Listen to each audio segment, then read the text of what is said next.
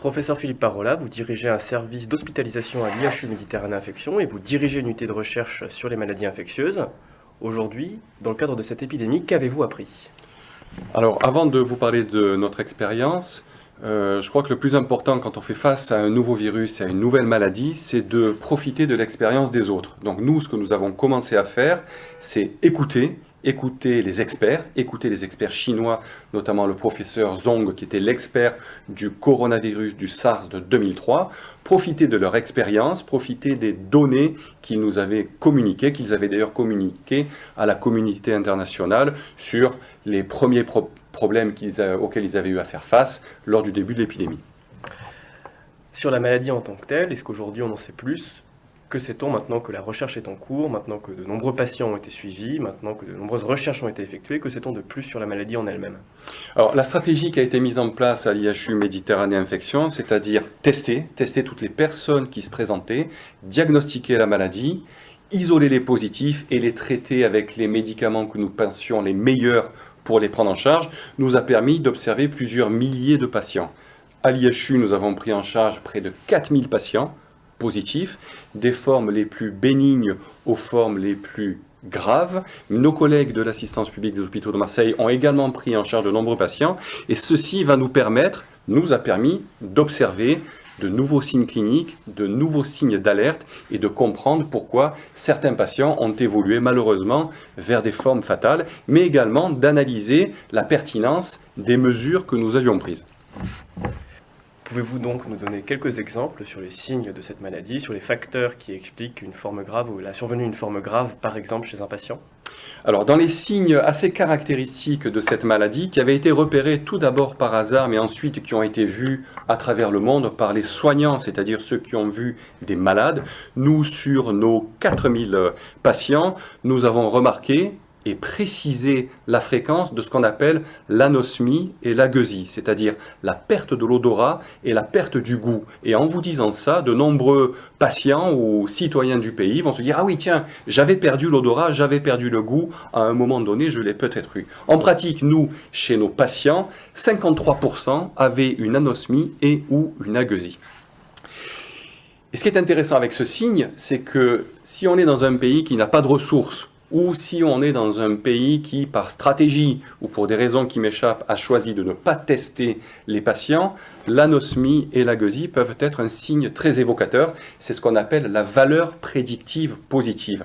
En pratique, sur plus de 3500 patients, le fait d'avoir une anosmie et ou une agueusie était prédictif de 58% d'infection à Covid. Donc par cette question simple, des médecins ou des non-médecins pouvaient se dire « Tiens, il y a une suspicion de Covid, ce qui peut entraîner l'orientation vers les systèmes de soins. » Donc, anosmie agueusie, vraiment, c'était un des éléments clés. Ensuite, un élément très important, c'était nous avons eu la capacité et la possibilité de faire, grâce au professeur Jacquier qui a réorganisé les choses et à l'expertise du professeur Gobert en imagerie pulmonaire, à faire plusieurs milliers de scanners chez des patients atteints du Covid. Et ce qu'on a remarqué, en dehors de signes que nos amis radiologues ont décrits, c'est qu'il y avait des patients qui semblaient en bon état, qui n'avaient aucune difficulté à respirer, mais qui avaient des atteintes modérées, voire importantes au scanner. Et ça, c'est essentiel, parce que c'était associé à ce qu'on a appelé l'hypoxémie heureuse. Alors c'est un joli terme, mais qui cache malheureusement le drame qui suit derrière avec l'évolution de la maladie. Ce sont des patients qui là aussi ont peu de signes cliniques, pas de difficultés respiratoires, mais lorsqu'on leur prend la saturation, ils manquent d'oxygène. Et ensuite ça bascule très vite.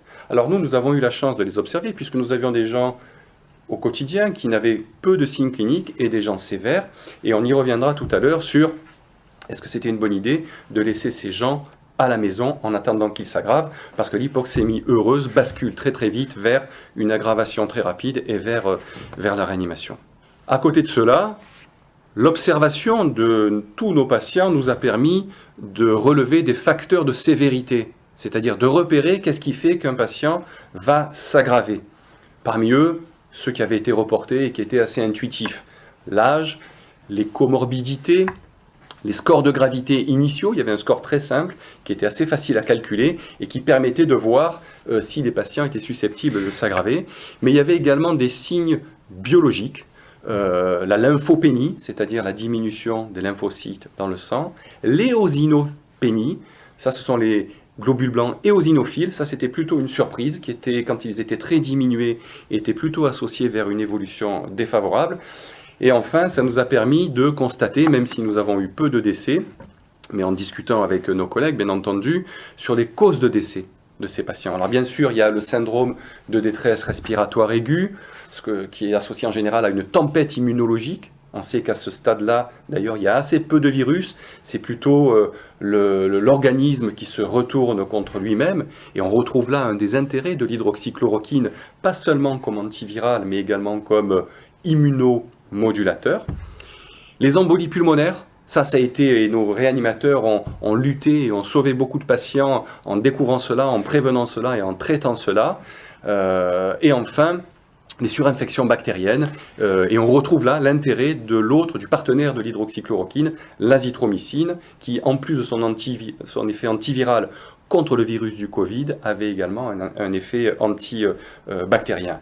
Donc tout ça, c'est la maladie, avec la confirmation de ce qui avait été décrit, et puis surtout ce que nous avons observé chez les patients que nous avons soignés. Un autre élément pour revenir à notre traitement, mais qui sera l'objet d'une autre discussion et loin des polémiques, nous avons comparé les patients qui avaient reçu le traitement azithromycine plus hydroxychloroquine pendant au moins 3 jours, ce qui en maladie infectieuse est quelque chose d'assez classique pour évaluer un traitement. Et quand on comparait ce groupe de patients aux autres, ceux qui avaient reçu un autre traitement pour des raisons variées, il y avait moins de transferts en réanimation et moins de décès. Les hospitalisations étaient plus courtes et le portage viral était plus court. C'est d'ailleurs ce qui avait initié pour nous l'utilisation de ce traitement. Et quand vous avez moins de virus, vous êtes moins contagieux et c'est essentiel pour juger une épidémie. Quant aux effets secondaires, bien sûr, nous étions entourés des précautions d'utilisation de ces médicaments. Comme tous les médicaments que nous utilisons, nous avons eu très peu d'effets secondaires et très peu qui ont été à l'origine de l'arrêt de ce traitement. Eh bien, nous n'avons non plus eu aucune mort subite, aucun problème lié à l'utilisation de ces médicaments. Sur le plan stratégique, avec le recul donc, que nous apportent ces nouvelles connaissances sur la maladie, quel regard avez-vous sur les choix qui ont été faits en termes de gestion de l'épidémie ? Alors, bien sûr, nous regardons ce que nous avons fait, mais nous regardons aussi les chiffres à l'échelle du pays, les chiffres de mortalité.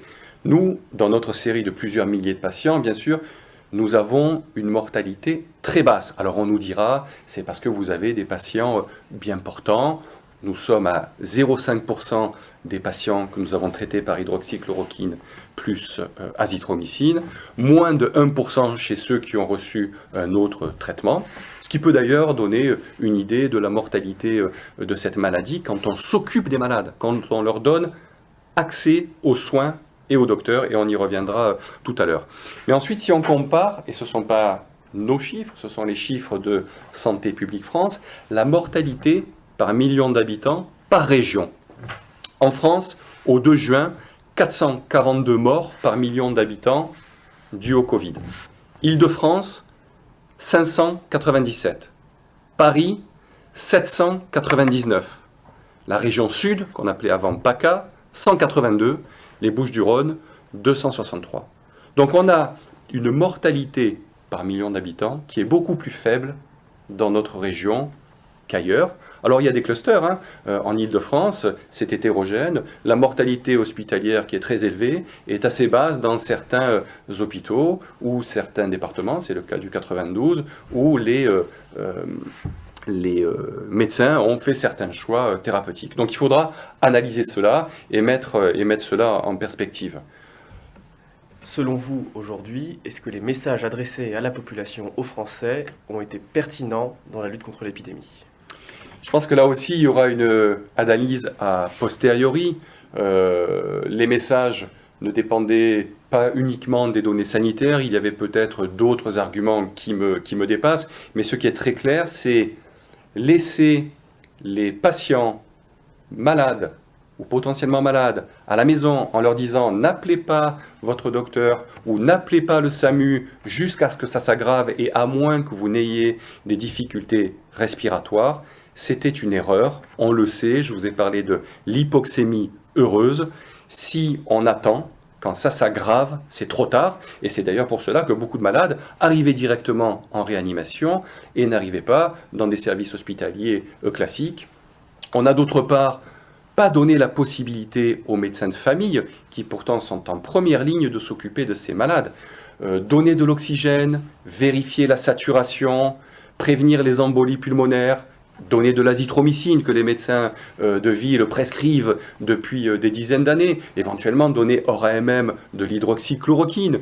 Tout ça aurait pu être fait à domicile, dans des stades précoces de la maladie, particulièrement chez des patients âgés, particulièrement chez des gens qui pouvaient s'aggraver par la suite. Donc ces questions-là, elles ne sont pas de mon ressort.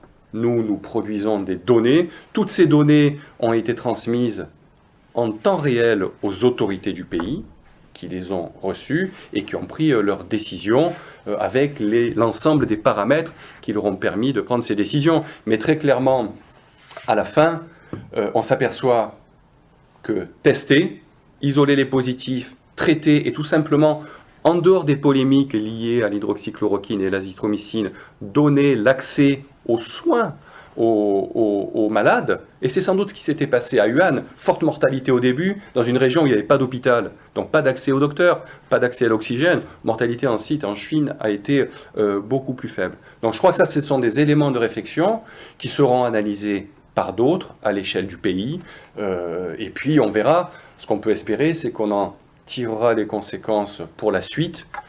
Professeur Philippe Parola, un dernier mot pour conclure?